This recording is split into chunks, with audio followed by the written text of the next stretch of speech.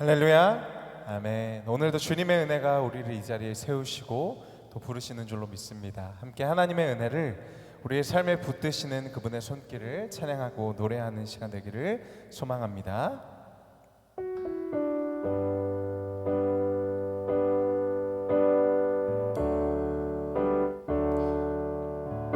우리 함께 그 고백으로 찬양하며 나아가겠습니다. 은혜 아니면 사랑할 수가 없네. 은혜 아니면 살아갈 수가 없네. 호흡마저도 다 주의 것이니 세상 평안과 위로 내게 없어도 예수, 오직 예수뿐이네. 다시 한번 고백할까요? 은혜 아니면 은혜 아니면 살아갈 수가 없네. 호흡마저도 다 주의 것이니 세상 평안과 위로 내게 없어도 예수, 오직 예수뿐이네.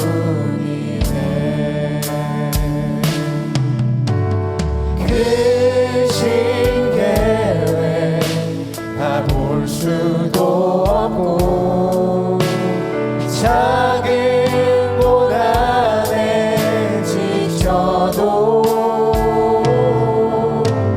주께 묻기 나의 모든 삶 버티고 견디게 하시네.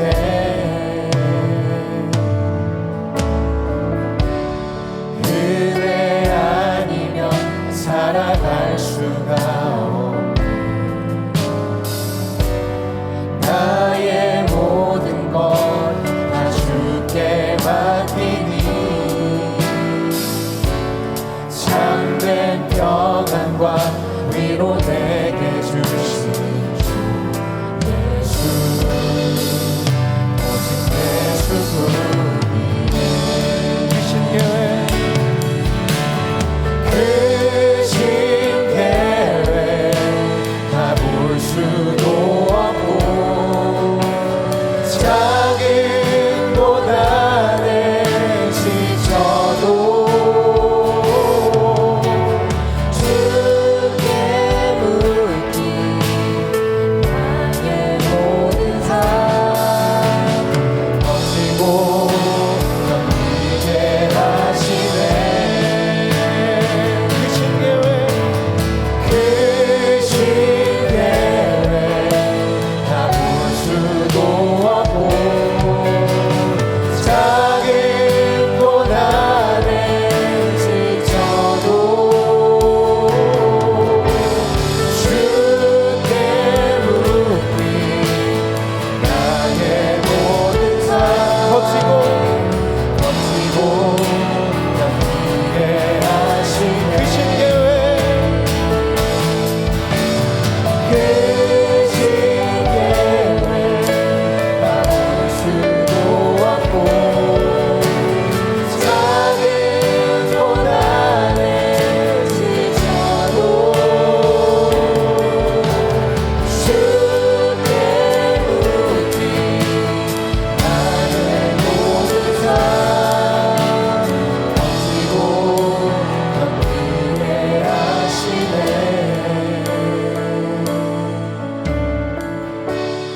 은혜 아니면 살아갈 수가 없네. 나의 모든 것 다 주께 맡기니 참된 평안과 위로 내게 주신 주 예수, 오직 예수뿐이네.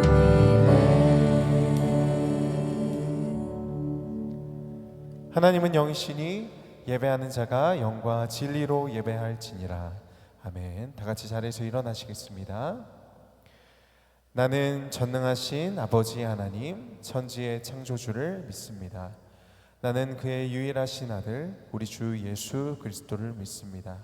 그는 성령으로 잉태되어 동정녀 마리아에게서 나시고 본디오 빌라도에게 고난을 받아 십자가에 못 박혀 죽으시고 장사된 지 사흘 만에 죽은 자 가운데서 다시 살아나셨으며 하늘에 오르시어 전능하신 아버지 하나님 우편에 앉아 계시다가 거기로부터 살아있는 자와 죽은 자를 심판하러 오십니다. 나는 성령을 믿으며 거룩한 공교회와 성도의 교제와 죄를 용서받는 것과 몸의 부활과 영생을 믿습니다. 아멘. 자리에 앉으시겠습니다. 이 시간 우리의 심령 가운데 주님의 성령을 부어주시옵소서. 목마른 우리의 마음을 주님께서 말씀으로 주의 영으로 채워주시옵소서. 함께 박수로 찬양하겠습니다.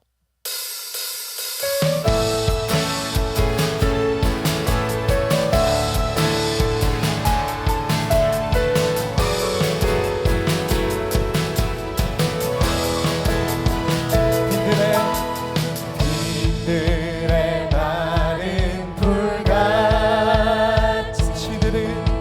시들은 나의 영혼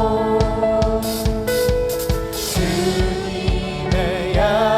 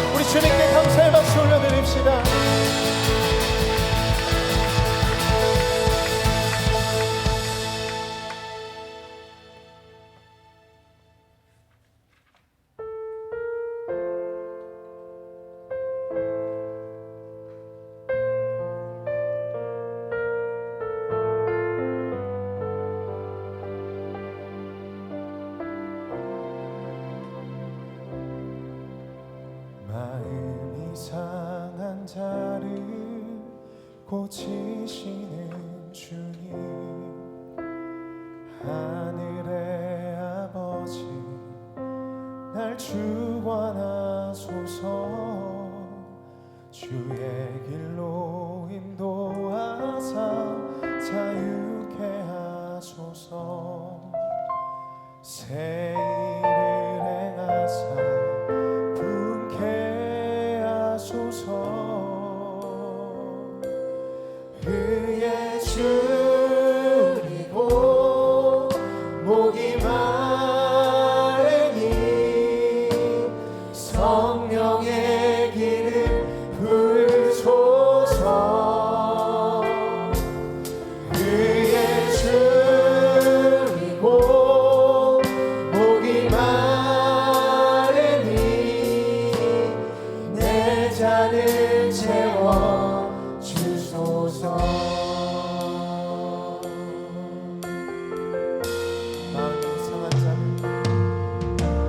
마음이 상한 자를 고치시는 주님, 하늘의 아버지 날 주관하소서.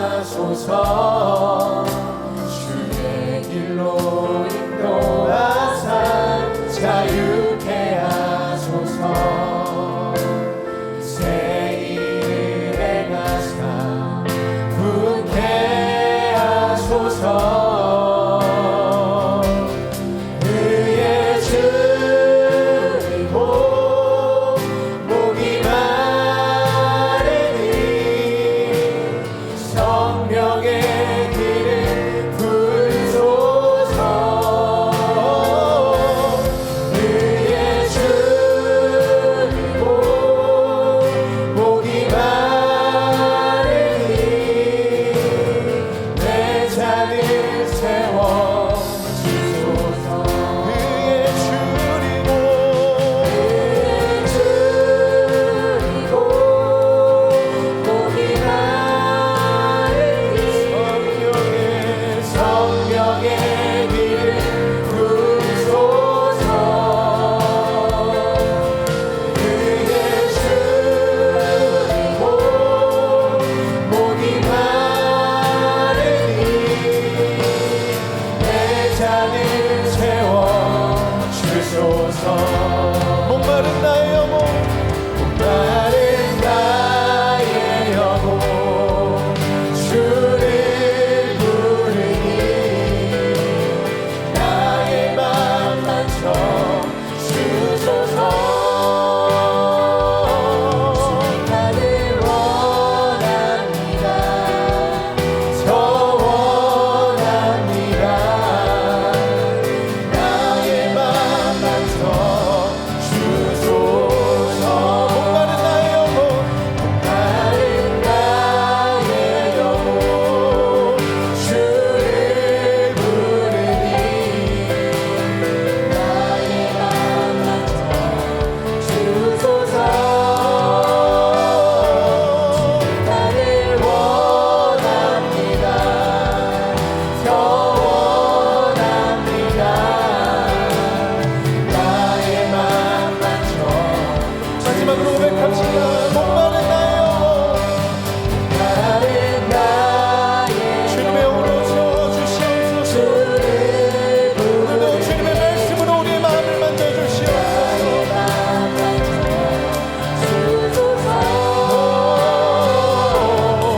나를 원합니다. 더 원합니다. 나의 맘 만져. 우리 주님께 가까이 가기를 소망하는 마음으로 함께 기도하며 나아가겠습니다. 하나님, 오늘도 마음이 상한 자의 심령을 고치시고 하나님 우리를 주관하여 주시옵소서. 하나님, 오직 우리의 마음이 우리의 심령이 주님의 성령으로 채워받기를 원합니다. 우리를 멀리하지 마시고 주님의 영을 부어주시옵소서. 하나님, 주님께 더욱더 가까이 가기를 원합니다. 주님을 더욱더 원합니다. 하나님, 우리의 마음을 만져주소서. 하나님의 것들을 하시고 주님의 은혜로 주님의 의로 우리를 채워주시옵소서. 하나님, 우리 마음에 성령의 기름을 부으시고 우리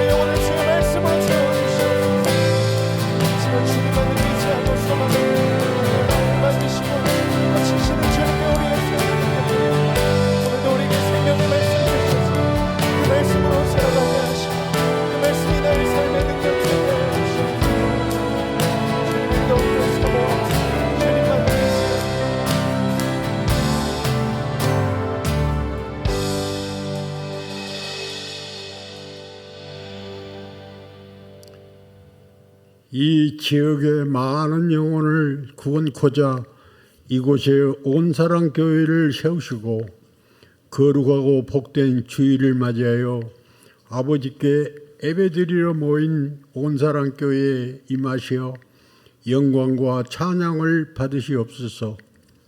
내려지는 아버지의 말씀에 은혜를 더하여 주시옵소서기를 간절히 원합니다. 고백하지 못한 우리의 죄까지도 용서하시고 우리의 마음이 눈보다 희어지게 하시옵소서. 세상에서도 넘어지지 아니하며 깨어지지 아니하며 항상 하나님만 바라보게 하옵시며 늘 기도하고 찬송케 하옵소서. 불의와 타협하지 않게 하옵소서.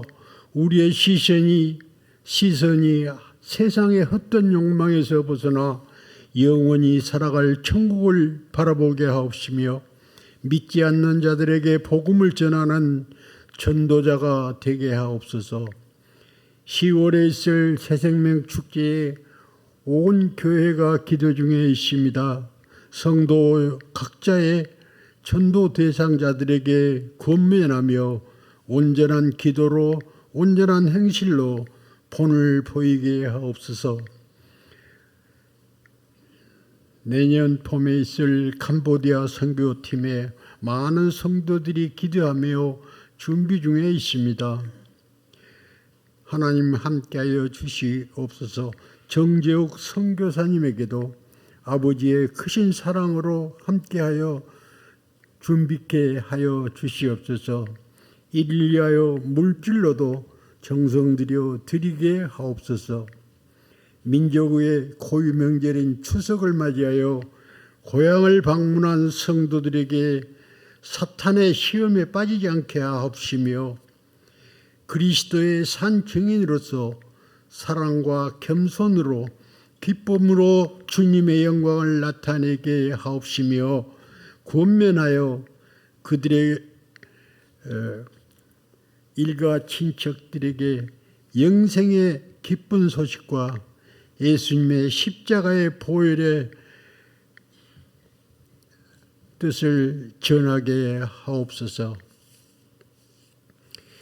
일본의 억압과 6.25의 전쟁 속에서도 이 땅 대한민국을 사랑하사 건져주시고 지금은 선교 대국으로 세워주심을 감사드립니다. 대통령을 비롯한 정치인들이 하나님을 두려워하며 국정을 정의롭게 집행하게 하옵시며 진행 중인 의사들과 의료진의 문제가 잘 해결되어서 응급환자와 입원 중인 환자들이 회복되게 하옵소서. 입법, 사법, 행정부에 근무하는 주님의 백성들이 힘을 얻게 하옵시며 그들이 머리가 되어 소리내게 하옵시며 하나님 앞에 살 때 부끄러움이 없게 하옵소서.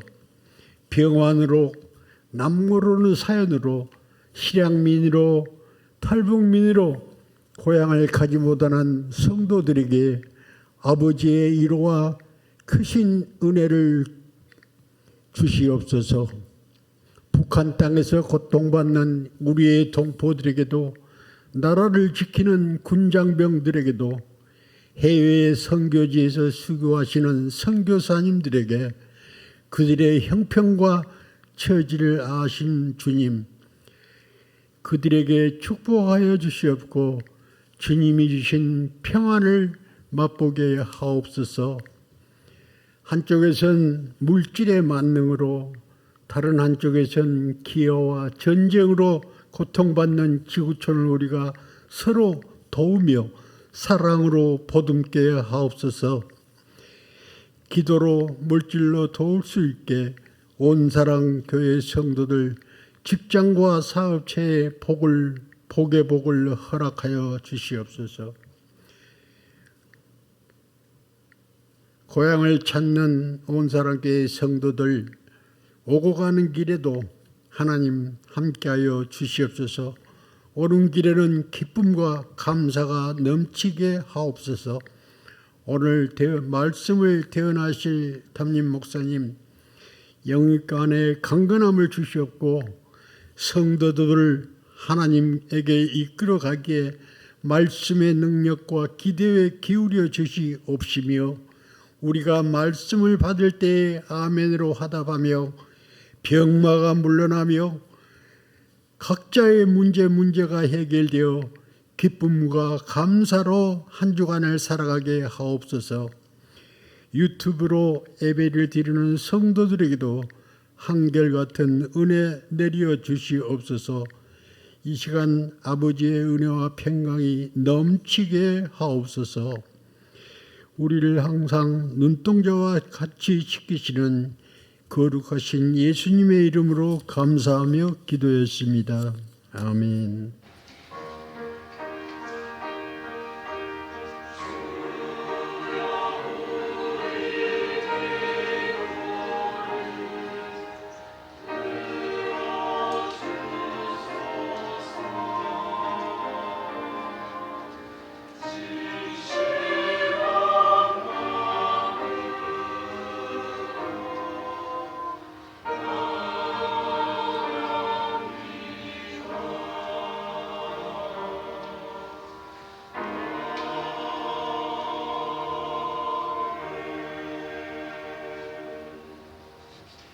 오늘 주실 말씀 보겠습니다. 다니엘 4장 19절에서 27절까지 말씀입니다.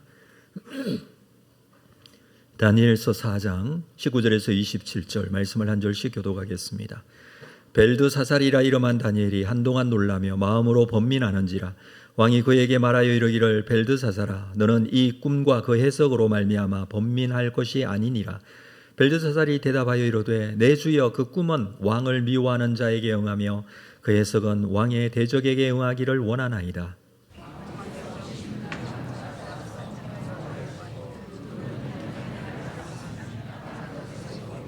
그 잎사귀는 아름답고 그 열매는 많아서 만민의 먹을 것이 될 만하고 들짐승은 그 아래 살며 공중에 나는 새는 그 가지에 깃들었나이다.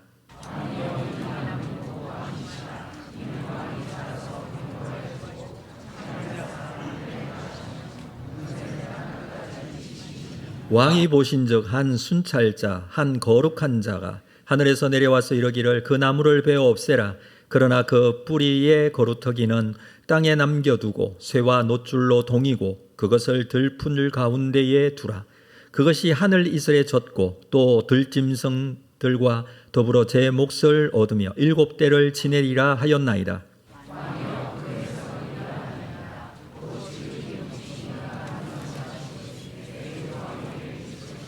왕이 사람들에게 쫓겨나서 들짐승과 함께 살며 소처럼 풀을 먹으며 하늘 이슬에 젖을 것이요 이와 같이 7대를 지낼 것이라. 그때에 지극히 높으신 이가 사람의 나라를 다스리시며 자기의 뜻대로 그것을 누구에게든지 주시는 줄을 아시리이다.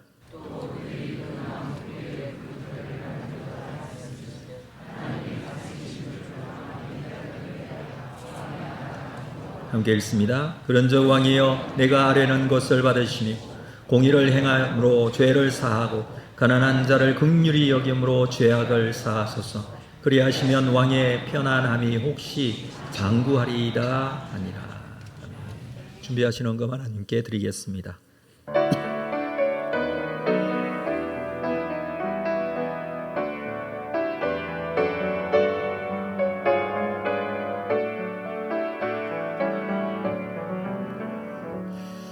거룩하신 아버지 하나님, 거룩한 주일 우리에게 주셔서 주님의 은혜로 예배하게 하심을 감사합니다. 한 주간 베풀어 주신 하나님의 놀라운 은혜가 있어 감사 제목을 담고 감사헌금으로 영광을 돌립니다.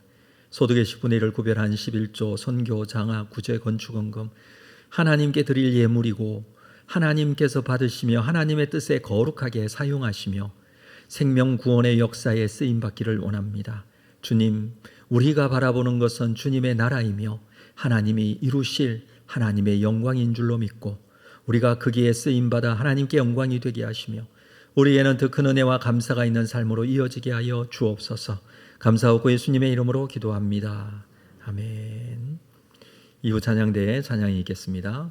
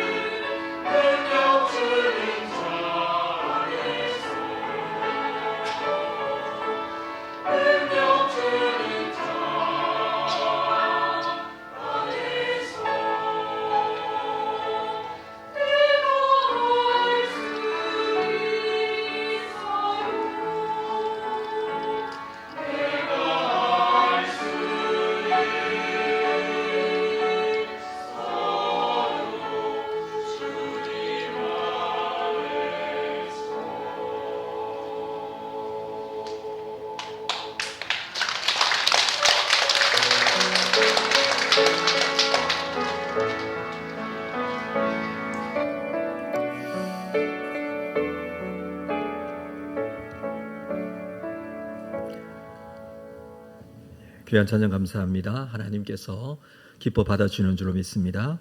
교회 소식 말씀드립니다. 주보에 있는 내용 여러분 함께 참고해 주시면 되겠습니다. 교육 및 훈련 과정 면밀히 보시고 잘 참여해 주시고 모임 광고도 마찬가지입니다. 오늘 2부 예배 후에 남전도의 원래에 또 청장년부 원래에 있다는 거 기억하시고 함께 참여해 주시기를 바랍니다. 새생명축제 3단계 주간입니다. 이번 주일에는 전도 대상자에게 기도하고 있음을 알리는 그런 주간입니다. 우리 지난주에는 기도 제목을 나누고 묻고 하는 주간이었는데 이번 주는 그것을 함께 기도하고 있다라는 것을 연락을 통해서 알리는 그런 시간이죠. 특별히 추석 명절 기간 동안에 만나게 될 우리의 가까운 사람들에게도 함께 이 새생명 축제를 전달했으면 좋겠습니다. 캄보디아 단기 선교 모집 중에 있습니다. 신청서를 보시면 자세한 일정과 또 내용이 나와 있는데 참고하시면 되겠습니다. 이번 주간에는 추석 명절이 있는 주간이고 내일부터 3일 동안은 따로 우리 새벽 예배는 드리지 않습니다. 대신 같은 시간 5시 30분에 우리 예배 드렸는데 5시 30분에 영상으로 업로드가 되겠습니다. 말씀을 묵상하시면서 이번 명절 보내시고 또 가족들은 한 자리에 모여서 드릴 수 있는 가정 예배 순서지 참고하고 또 가지고 가셔서 같이 예배하시기를 바랍니다. 우리 장례 광고가 있습니다. 우리 이혜경 권사님, 우리 친정어머니께서 돌아가셔서 지금 오늘 돌아가셔서 오늘부터 장례가 있습니다.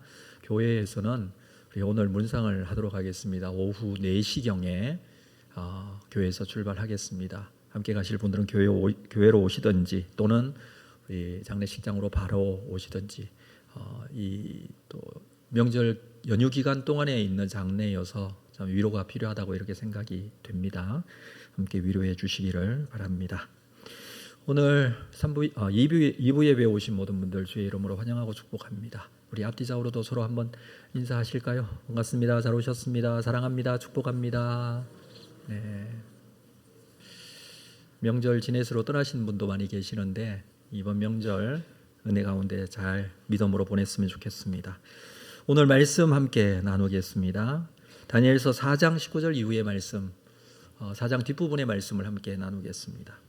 자, 4장 말씀, 다니엘서 4장은 느부갓네살 왕이 기록하여 백성들에게 보낸 조서에 대한 내용이다라고 말씀을 드렸죠. 느부갓네살 왕은 자신이 경험한 것을 조서를 기록하여서 백성들에게 반포합니다. 그래서 이 내용은, 이 4장의 내용은 특이하게 느부갓네살 왕의 시점에서 읽을 수 있는 것입니다.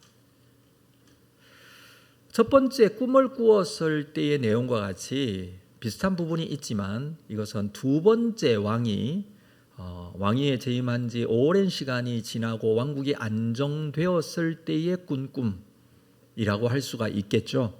이 꿈을 꾸고 난 이후에 많은 사람들을 불러 꿈 해석을 요구했지만 해석할 수가 없었습니다. 그러나 왕은 다니엘을 불러 다니엘에게 이 꿈의 내용을 알리고 해석해 줄 것을 요구합니다. 그 꿈의 내용, 우리 지난주에 함께 나눈 내용이었죠. 그 내용은 땅의 중앙에 높은 나무가 한 그루 있는데 그 나무가 얼마나 높은지 하늘에 닿았고 땅 끝에서도 그 나무가 보였다라고 합니다. 나무의 잎사귀가 아름답고 열매는 너무너무 많고 나무 그늘에 들짐승이 거하고 가지에는 공중나는 새가 깃들이고 이 땅에 있는 모든 육체가 거기에서 먹을 것을 얻었다라고 합니다. 그런데 한 순찰자, 한 거룩한 자, 하늘에서 내려온 자가 소리치죠. 나무를 베고 가지를 다르고 잎사귀를 떨고 열매를 해치고 들짐승과 새들을 쫓아내라 라고 합니다. 그리고 그 뿌리의 거루터기는 땅에 남겨두라. 이게 꿈의 내용입니다. 이해가 쉽지 않은 꿈의 내용이지만 이 꿈의 내용을 들은 다니엘은 이 꿈을 해석하기에 앞서서 먼저 걱정부터 합니다. 자, 오늘 본문이죠. 19절 볼까요? 벨드사살이라 이름한 다니엘이 한동안 놀라며, 지금 표현이 벨드사살이라 이름한 다니엘이라고 하고 있습니다. 이건 이 4장이 왕의 시점에서 기록을 했기 때문에 그렇다는 것을 우리가 이해할 수 있습니다. 벨드사살이라 이름한 다니엘이 한동안 놀라며 마음에 번민하게 됩니다. 너무 꿈의 내용이 왕에게 좋지 않아서 아마 이렇게 된 것 같은데 왕은 이렇게 말합니다. 그에게 말하여 이르기를 벨드사살아 너는 이 꿈과 그 해석으로 말미암아 번민할 것이 아니라 걱정하지 마라. 꿈의 내용과 그 해석 때문에 걱정하지 마라라고 합니다. 벨드사살은 이렇게 말합니다. 내 주여, 그 꿈은 왕을 미워하는 자에게 응하며 그 해석은 왕의 대적에게 응하기를 원합니다. 그만큼 좋지 않다는 것이죠. 이 꿈이 왕에게 응하는 게 아니라 왕의 대적 원수에게 그대로 됐으면 좋겠다 라고 할 정도로 좋지 않은 꿈의 내용. 근데 왕은 뭐라고 말합니까? 걱정하지 마라. 이 꿈과 그 해석으로 말미암아 번민할 것이 아니라. 좀 이해가 안 되는 부분이기는 합니다만은 사실 이 내용은 바로 그렇습니다. 바벨론 사람들은요, 그때 당시만 해도 어떤 꿈을 꾸더라도 그 꿈에 대한 해석이 제대로 된다면 대안이 있다라고 생각했어요. 그게 무슨 말이냐 하면 꿈에 대한 해석을, 그 의미를 확실하게 알게 되면 미리 준비할 수 있다라고 생각을 했어요. 어떻게 준비를 하느냐면 주로 보면 주술가들이 제시하는 절차를 따라서 예식을 치르면 그 꿈의 영향력으로부터 벗어난다라고 생각을 했습니다. 그래서 꿈꾼 사람이 그 꿈의 영향에서 벗어날 수 있는 그런 길을 알고 있기 때문에 느부갓네살은 꿈 해석을 그렇게 해서 원했던 거예요. 2장에서도 마찬가지였죠. 첫 번째 꿈을 꾸었을 때도 해석을 원하는 거예요. 해석이 제대로만 되어진다면 그 꿈을 아무리 나쁜 꿈이어도 그 꿈의 영향력에서 벗어날 수 있다라고 생각을 하고 있기 때문에. 그렇지만 하나님께서 주신 꿈 아닙니까? 하나님께서 주신 꿈은 하나님의 메시지가 있습니다. 그래서 그 메시지대로 행해야 될 텐데 왕의 입장에서는 그렇지 않습니다. 결국 다니엘은 꿈을 해석해 주죠. 자, 22절 볼까요? 왕이여, 이 나무는 곧 왕이시라. 나무가 왕이라고 합니다. 그러면 그 다음에 있는 내용들은 줄줄이 해석하기가 너무 쉽습니다. 이 나무가 어떤 나무였습니까? 나무가 자라고 견고하여지고 높이가 하늘에 닿고 땅끝에서도 보이는 나무. 그러니까 이 나무의 영향력이 하늘 끝까지, 땅 끝까지 이르는 그런 나무였다라는 것입니다. 잎사귀가 아름답고 열매는 많고 만민을 먹일 만하다고 그랬습니다. 들짐승과 공중의 새도 와서 보호를 받으며 살고 있습니다. 외형적으로 너무너무 멋있는 나무, 가장 완벽한 나무라고 할 수 있습니다. 많은 열매는 모든 사람들을 먹일만 합니다. 이 나무와 같이 왕이 자라서 견고하여지고 창대하여 하늘에 닿고 권세가 땅끝까지 미치는 것과 같다. 여기까지는 좋은 꿈의 해석이죠. 그런데 문제가 무엇입니까? 한 순찰자, 한 거룩한 자, 하늘에서 내려온 자가 소리쳐 외칩니다. 이 나무를 베라. 이 나무를 베어 없애라는 것입니다. 나무가 왕인데 그 영향력이 하늘 끝과 땅 끝까지 이르는데 나무를 베버리면 이것은 왕에게 좋지 않은 일이 닥칠 것이다 라는 것을 우리는 예상할 수 있습니다. 그렇지만 이 꿈에서 우리가 또 보아야 할 것은 나무를 베어 없애라. 그러나 그 뿌리에 거루터기는 땅에 남겨두라고 합니다. 남겨둔 거루터기는 쇠와 놋줄로 동이고 들풀 가운데 두라. 그리고 7대를 보내겠다. 7대는 7년이라고 했습니다.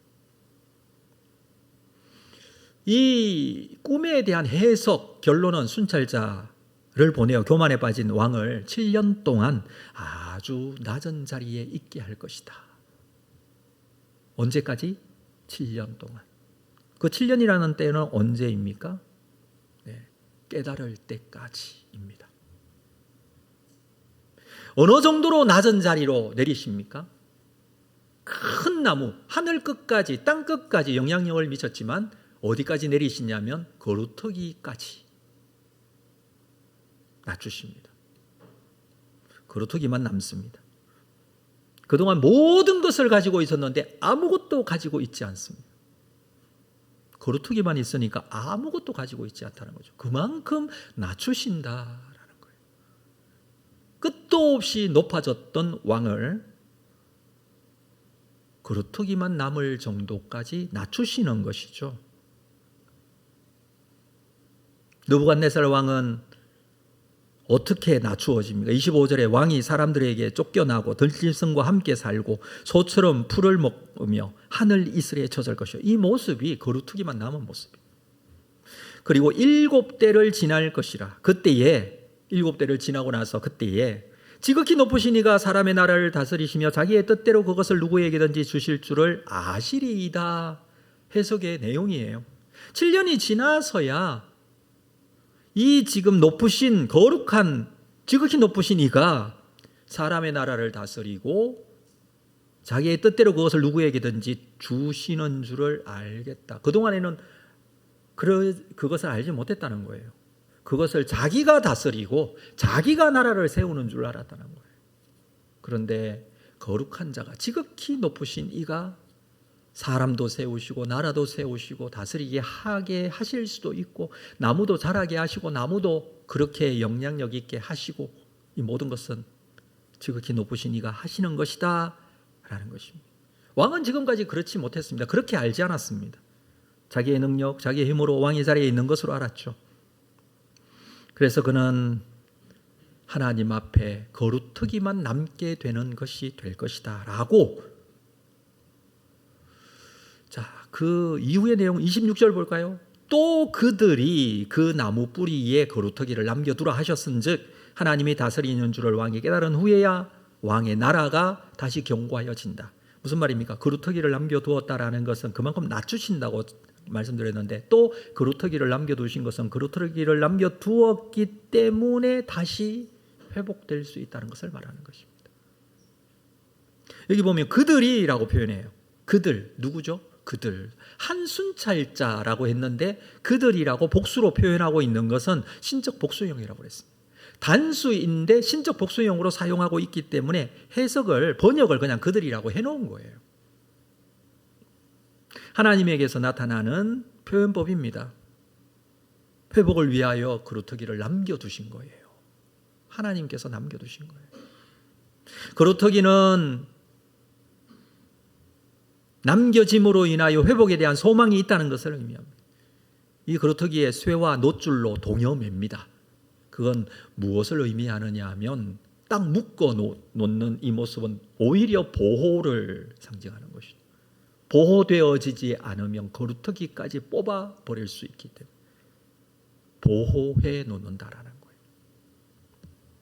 이것이 이 꿈에 대한 다니엘의 해석입니다. 해몽이죠, 해몽. 그리고 꿈에 대한 해몽을 주었는데 그 이후에 대안을 줘요.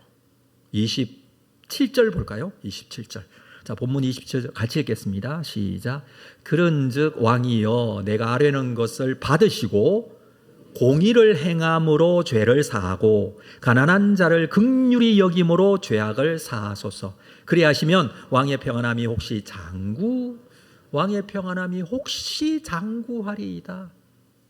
이 꿈대로 이루어질 텐데 혹시 이렇게 하면 왕의 나라가 장구해질 수도 있습니다.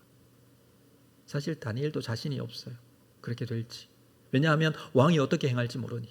근데 뭐라고 합니까? 그 대안은 이것입니다. 공의를 행함으로 죄를 사하고 가난한 자를 긍휼히 여김으로 죄악을 사하소서. 공의를 행하고 가난한 자를 긍휼히 여기는 것. 바벨론의 주술가들은 아마 이 꿈의 해석에 대한 내용에 대한 대안을 이렇게 할 것입니다. 꿈의 영향력으로 벗어나기 위해서 자신들이 제시하는 절차를 따라서 예식을 치러야 한다. 많은 사람을 자기들이 섬기는 이 마르둑 신에게 바쳐야 되고 제물로 섬겨야 되고 뭘 해야 되고 이렇게 어떤 주술적인 내용들을 얘기할 것입니다. 그렇지만 다니엘은 하나님께서 원하시는 것은 이것이다 라고 말합니다. 그게 뭡니까? 공의를 해야 하는 것. 지금까지 못한 공의가 있다면 공의를 행하는 거예요. 하나님의 뜻대로 행하는 거예요. 가난한 자를 긍휼히 여기는 것. 사실 이거요, 왕이 할 수 있는 일이에요. 못하는 불가능한 일이 아니에요. 공의를 행하면 되죠. 가난한 자를 긍휼히 여길 수 있는 충분한 능력과 힘이 있는 왕이죠. 근데 그게 쉽지를 않아요. 철저하게 하나님 앞에 회개하는 마음이 아니면 할 수가 없는 내용이에요. 이게 그렇게 쉬운 일이라면 이 세상의 많은 통치자들, 왕들, 지도자들이 이렇게 했을 거예요. 쉽지가 않죠. 철저하게 하나님 앞에 회개해야 하나님을 만나야 할 수 있는 일입니다. 왕은 이렇게 하지 않아요. 여러분, 겸손하여 지지 않으면, 하나님 앞에 자기 자신의 겸손을 경험하지 않으면 이렇게 할 수 없는 일이에요. 겸손이라는 게 무엇입니까? 그냥 낮춰진 상태가 겸손입니까? 그렇지 않아요. 여러분, 낮춰진 상태에서 하나님을 알고 하나님을 인정하고 하나님께 순종하는 게 겸손이에요. 낮아졌지만, 그가 억지로라도 나무가 베어지듯이 낮아졌지만 그럼에도 불구하고 계속 겸손하지 못하고 교만한 사람도 있어요. 낮추시는데도 낮아지지 않고 하나님을 인정하지 않고 하나님을 받아들이지 않고 순종하지 않는 자도 있어요. 근데 다니엘이 지금 얘기하고 있는 것은 무엇입니까? 하나님을 인정하고 그래서 공의를 행하는 것입니다. 하나님을 인정하고 그래서 가난한 자를 긍휼히 여기는 거예요. 근데 왕은 그렇게 하지 않습니다. 회개도 하지 않았고 하나님을 믿지도 않았습니다. 신뢰하지도 않았어요. 그래서 자기 자신을 지금 표현하고 있다고 그랬죠. 4장에서는 28절에 이 모든 일이 느부갓네살 왕에게 임했다라고 합니다. 그러니까 앞에서 꿈꿨던 대로 그대로 임하였다. 자기 자신의 독백이에요.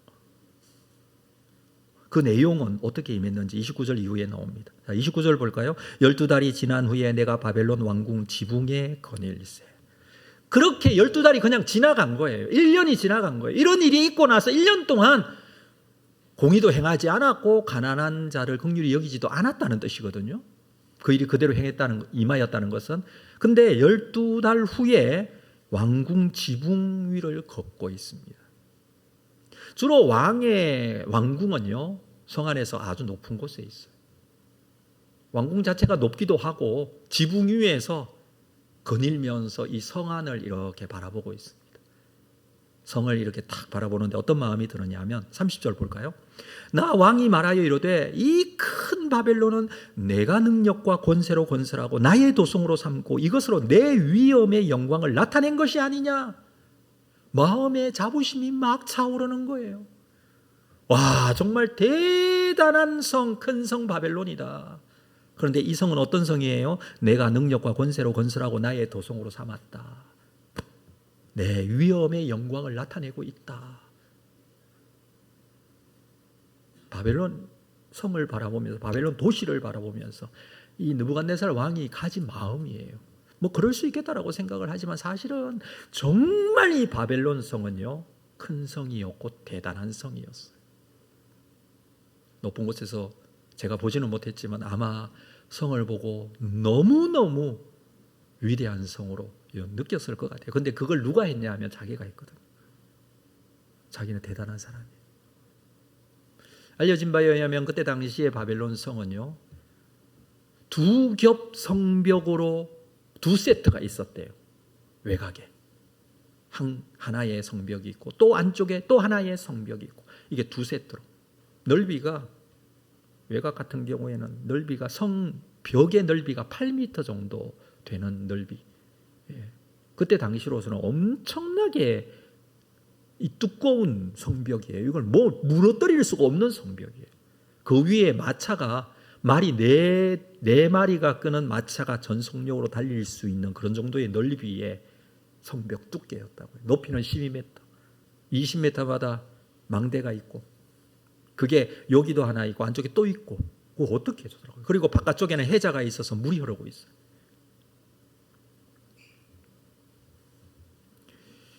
이 성벽의 동쪽에, 유브라데스 강 동쪽에 위치해 있었는데 길이가 27km나 되었다고 합니다. 외적이 쳐들어와도 도저히 정복할 수 없는, 그래서 해자를 통해서 이렇게 다리가 있고 다리를 건너가서 들어갈 수 있는 성문이 8개가 있는데 이 성문 자체가 너무 견고해서 정복당하지 못하는 그런 성이었습니다. 이 성 안에요, 대형 건축물들도 즐비했습니다. 신전만 53개가 있었다고 그래요. 엄청나죠. 그 중에서 가장 높은 신전은 85m나 됐대요. 그러니까 얼마나 높은 거예요. 85m의 그때 당시의 건축물을 생각하면. 여러분 알고 있듯이 피라미드라든지 지구라트라든지 이런 신전들 생각하면은 이 상상이 될 것 같아요. 왕의 궁전은 바벨론 성 안에 3개가 있었고요. 그리고 아내를 위해서 인공산인 공중정원을 세웠어요. 아주 유명한 건축물이죠. 고대 그리스 사람들은 세상에 7가지 불가사의가 있는데 그 중에 하나가 이 인공정원, 공중정원이라고 그랬어요. 평지에 세워진 바벨론이거든요. 근데 그 평지에 산을 만들고 이 계단식 산을 만들고 거기에 온 세상의 온갖 식물들을 다 심어놓고 정원을 만들어서 자기 아내를 위해. 아내는 산지 쪽의 사람이니까 그 아내를 달래느라고. 느부갓네살 왕은요, 자랑할 만한 업적을 많이 이루었습니다. 내 능력과 권세로서 이 도성을 이루었다. 이 나라를 세웠다. 당시의 바빌론 나라는 세계에서 가장 큰 제국, 가장 큰 나라였습니다. 그리고 이 바벨론 성 또한 세상에서 가장 큰 성이었어요. 나중에 로마 제국이 세워지고 로마라는 이 도시가 건설되기 이전까지 가장 큰 성이었어요. 그런데 이렇게 말하고 있는 이 느부갓네살 왕의 말을 하나님께서 들으셨어요. 자, 31절 볼까요? 이 말이 아직도 나 왕의 입에 있을 때에 하늘에서 소리가 내려 이르되 느부갓네살 왕아 내게 말하노니 나라의 왕위가 내게서 떠났느니라. 이 말을 하고 있을 때 하나님께서 네 왕위가 떠났다 라고 합니다. 그리고 그가 꿈꾼 그 내용대로 진행이 돼요. 32절. 자, 오늘 32절 볼까요? 네가 사람에게서 쫓겨나서 들짐승과 함께 살면서 소처럼 풀을 먹을 것이고 이와 같이 7대를 지내서 지극히 높으신 이가 사람의 나라를 다스리며 자기의 뜻대로 그것을 누구에게든지 주시는 줄을 알기까지 이르리라. 이게 하나님께서 하시는 말씀이에요. 하나님께서는 왕을, 자기 자신을 하나님처럼 여겼던 왕을 낮추셨습니다. 무엇까지 낮추셨다고요? 거루터기까지 낮추셨다고요. 하늘 끝까지 올랐고 땅 끝까지 이르렀던 그의 영향력을 생각하면 여러분, 아무리 높고 넓고 큰 영향력이 있더라도 한 번 나무를 베면 끝이에요. 한 번에 가요. 한 번에. 지금 그만큼 거루터기만 남겨놓고, 나무를 비유한 꿈인 이유가 바로 그거예요. 한 번에 베어지면 거루터기만 남고 따가 없어지는 거예요. 결국 느부갓네살은 7년 동안 정신이 이상한 상태에서 광야를 헤매는 자가 됩니다. 자, 33절 볼까요? 33절 같이 한번 읽겠습니다. 33절 시작. 바로 그때에 이 일이 나 느부갓네살에게 응하므로 내가 사람에게서 쫓겨나서 소처럼 풀을 먹으며 몸이 하늘 이슬에 젖고 머리털이 독수리 털과 같이 자랐고 손톱은 새 발톱과 같이 되었더라. 자기 자신을 아는 거예요. 지금 자기가 짐승처럼 살았다라는 거예요. 하나님께서 한마디 하시니, 내 왕위가 내 손에서 떠났다라고 하시니 짐승처럼 살게 되었다. 근데 거루터기만 남겨두라 그랬잖아요. 거루터기만 남겨두라는 것은 겸손하게 그만큼 낮추신다는 의미도 되지만 소망 또한 주신다라는 의미죠. 34절. 그 기한이 차매 나 느부갓네살이 하늘을 우러러 보았더니 내 총명이 다시 내게로 돌아온지라. 자, 여기 보십시오. 느부갓네살이 기한이 찼는데 무엇을 바라보느냐? 하늘을 우러러 바라봅니다. 하늘을 우러러 바라봤다. 하늘을 우러러 바라본다는 것은 무슨 뜻입니까? 순종과 항복을 의미하는 단어예요. 하늘 위에 계시는 가장 높으신 분이 필요하다는 고백을 상징적으로 보여주는 거예요. 왕이 교만할 때는 왕궁의 지붕 위에 있었어요. 그래서 모든 것들을 내려다봅니다. 내려다볼 수 있는 위치였고 자리였고, 그래서 내려다보기만 해요. 그는 교만했어요. 하나님께서 거루터기까지 낮추시죠. 그랬을 때 어떻게 됩니까? 아래에서 위를 볼 수밖에 없어요. 위에는 누가 계세요? 하나님이 계세요. 그래서 하늘을 우러러 본다는 거예요. 느부갓네살은 하나님의 절대적인 주권을 알게 됩니다. 그리고 거품이나 다름없었던 세상의 권세, 그 현실을 확실하게 깨닫게 된 것이죠. 자신은 왕이지만, 바벨론의 가장 위대한 왕이지만 창조주 하나님 앞에 나의 자리가 어디인지를 알게 된 사건이에요. 그렇게 되기까지 7년이 걸렸어요. 느부갓네살은 하나님을 찬양합니다. 37절 말씀 같이 읽습니다. 시작. 그러므로 지금 나 느부갓네살은 하늘의 왕을 찬양하며 칭송하며 경배하노니 그의 일이 다 진실하고 그의 행하심이 의로우심으로 교만하게 행하는 자를 그가 능히 낮추심이라. 교만하게 행하는 자는 그가 능히 낮추시는 줄을 내가 알게 되었다. 그러면서 하나님을 찬양해요. 하나님은요, 교만한 자를 반드시 낮추십니다. 하나님보다 높아진 자를 반드시 낮추십니다.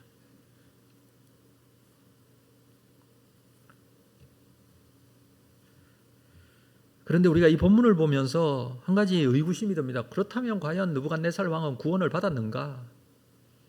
하나님을 믿고 지금 하나님을 경배하고 찬양하고 있는데 구원을 받았을까?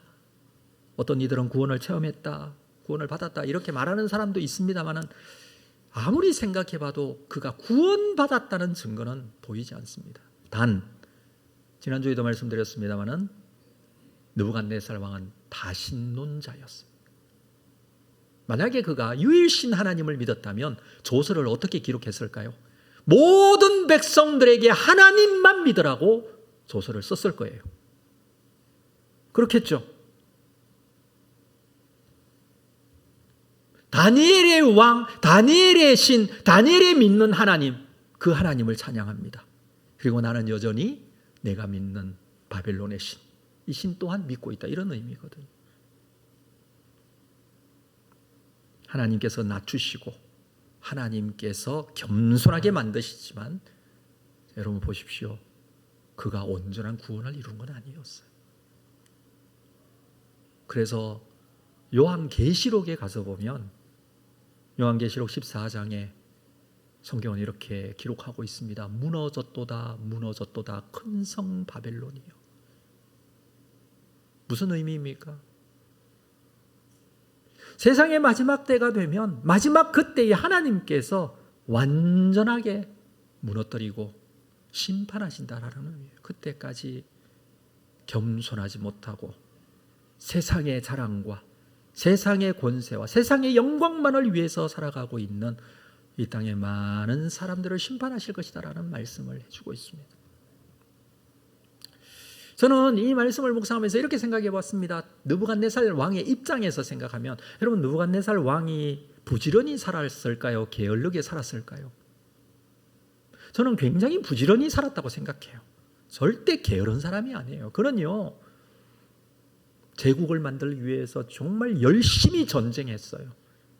모든 전쟁 지역을 찾아다니면서 정복 전쟁들을 바쁘게 했었고 그 먼 길을 오가면서 생명의 위협함을 느낀 적이 한두 번이 아니었어요.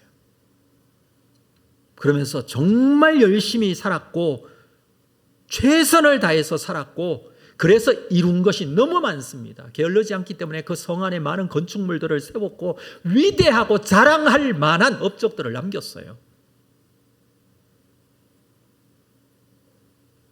최선을 다해 살아서 이룬 것이 너무 많은 사람이었다라는 말입니다. 그래서 교만할 만하다고 할 수 있는 사람이에요. 우리가 그런 사람이 있죠. 아우 저 사람 자기 자랑할 만하네 라고 할 정도로 정말 잘된 사람들 있잖아요. 아우 그렇게 말할 만하네. 그런 사람들과 같이 정말 최선을 다했고 열심을 다해서 살았던 사람. 그런데 문제가 뭡니까? 자기가 이룬 것 그것을 자기가 했다라고 하고 그것을 자랑하면서 내세우면서 그 어디에도 하나님께 감사하는 마음은 없어요. 여러분 그렇게 가지게 된 것 그렇게 이루게 된 것은 하나님의 은혜예요. 지금까지 살아온 것 크신 하나님의 은혜예요. 내가 정말 열심히 신앙생활 할 수 있었던 것 하나님의 은혜예요. 내가 지금까지 직장생활 할 수 있었던 것 하나님의 은혜예요.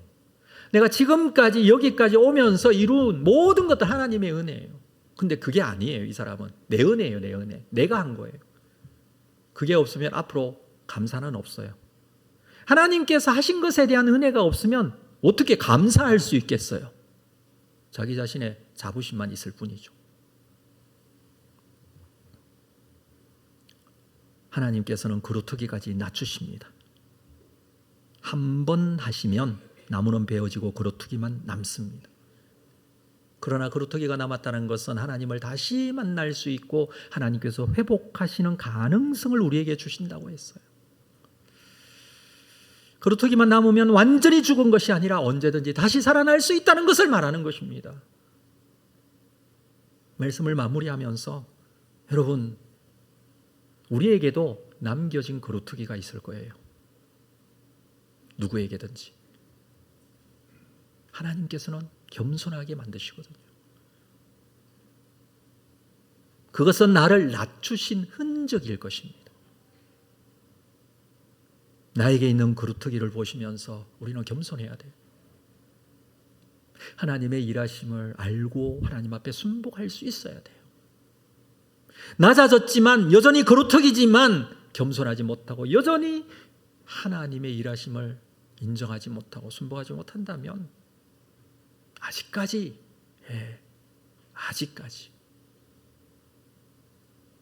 사랑하는 성도 여러분, 무슨 대단한 사람이 되려고 하지 마십시오. 하나님을 믿는 사람이 되십시오. 모든 것을 행하시는 분은 하나님이십니다. 그루터기로 낮추시는 분도 하나님이시고요. 이 나무가 하늘 끝까지 닿게 하시는 것도 하나님이세요. 하나님 앞에 겸손한 사람이 되어서 하나님 손에 쓰임받는 성도가 되어야 돼요. 하나님께서는 분명히 그를 통하여 사용하십니다. 하나님의 놀라운 역사에 쓰임받을 수 있습니다. 지금까지 살아온 것은 하나님의 은혜예요. 그리고 앞으로 살아갈 것은 감사가 될 수 있기를 주님의 이름으로 축복합니다. 주의 뜻을 이룰 때에 내 은혜가 하나님의 은혜가 되는 놀라운 역사가 여러분 모두에게 있기를 주님의 이름으로 축복합니다. 자리에서 일어나시겠습니다. 우리 말씀 생각하면서 이 찬양 드리겠습니다. 은혜 아니면 살아갈 수가 없네.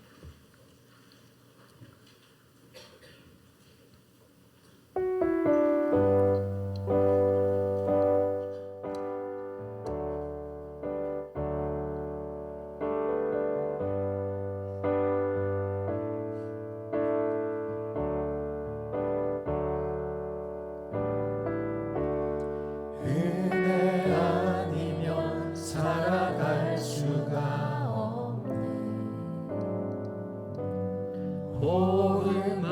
모든마저도 다 주의 것이니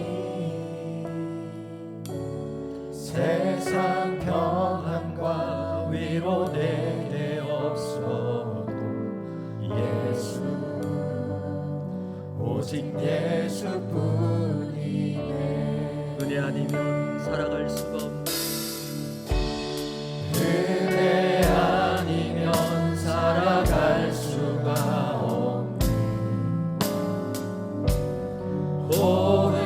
호흡마저도 다 주의 것이니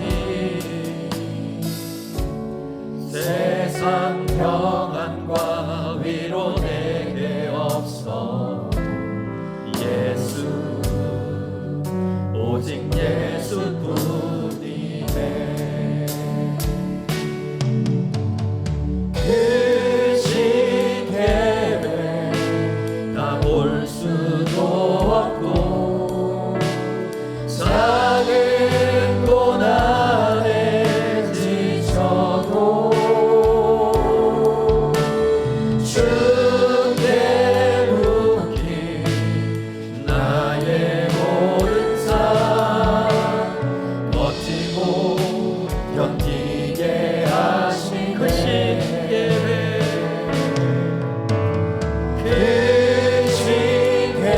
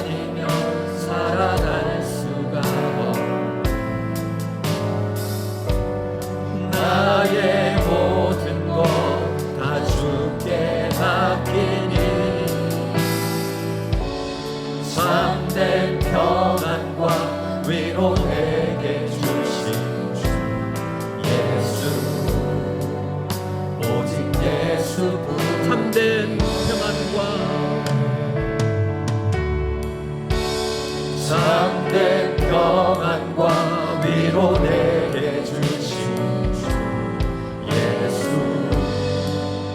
오직 이 시간에 함께 기도하겠습니다. 말씀을 생각하시면서 거루터기만 남았지만 쇠줄과 놋줄로 동여매고 보호하십니다. 그것이 우리는 속박이라고 생각하지만 그러나 하나님의 보호하심, 하나님의 뜻대로 사용하심이 있을 것입니다. 우리에게 남겨진 거루터기가 있다면 하나님 먼저 겸손하게 하시고 두 번째 소망을 가지게 하시고 하나님을 믿음으로 바라보며 다시 회복의 놀라운 역사, 하나님 앞에 쓰임받는 인생이 될 수 있도록 인도하여 주시옵소서. 우리 함께 기도로 하나님께 나아가겠습니다. 거룩하신 아버지 하나님이 오늘도 주신 이 말씀을 다시 한번 붙들고 주님 앞에 나아갑니다. 나에게 있는 이 거루터기 주님이여, 주님 앞에 겸손하게 하시고 이 거루터기로 인하여 나의 낮아짐과 나의 연약함과 나의 죄인됨과 나의 부족함을 주님 앞에 고백하며 주님께서 사용하시면 다시 회복하게 하시고 다시 세우실 것이고 다시 온전한 역사로 나타나게 될 줄로 믿습니다. 아버지 하나님이여, 그 이후의 삶을 하나님께 맡겨드립니다. 내 후의 삶을 하나님께 맡겨드립니다. 거루터기를 다시 회복하실 것입니다. 다시 산 소망 되신 하나님을 바라보며 쓰임받는 인생이 될 줄로 믿습니다. 거룩하신 아버지 하나님의 믿음으로 소망합니다. 믿음 가운데 거룩하게 섭니다. 주님께서 인문에 받으실 줄로 믿습니다. 주의 은혜가 우리에게 첫 번째가 되게 하시고 주의 은혜가 우리에게 첫 번째 감사가 되게 하여 주시고 주님을 믿음으로 고백하며 나아갈 수 있도록 하나님 은혜를 더하시고 인도하여 주시고 아버지 하나님의 은혜로 살아갈 수 있도록 인도하여 주시기를 원합니다. 거룩하신 아버지 하나님, 우리의 삶 속에 역사하시는 살아계신 아버지 하나님의 은혜가 우리의 심령 가운데 채워져 우리의 삶 속에 가시는 하나님의 놀라운 은혜가 되게 하여 주시옵소서. 주님께서 함께 하시는 참된 평안과 위로 내게 주신 주 예수 오직 예수뿐이네. 지금은 우리 주 예수 그리스도의 은혜와 하나님 아버지의 극진하신 사랑하심과 성령님의 교통 위로 함께 역사하심이 나에게 남겨진 거루터기를 붙들고 겸손하여져서 다시 세우시고 다시 회복하실 하나님의 놀라운 은혜에 붙들려 하나님 앞에 거룩하게 쓰임받기를 원하는 우리 모든 성도들 심령 위에 지금으로부터 영원토록 함께 있을지어다. 아멘.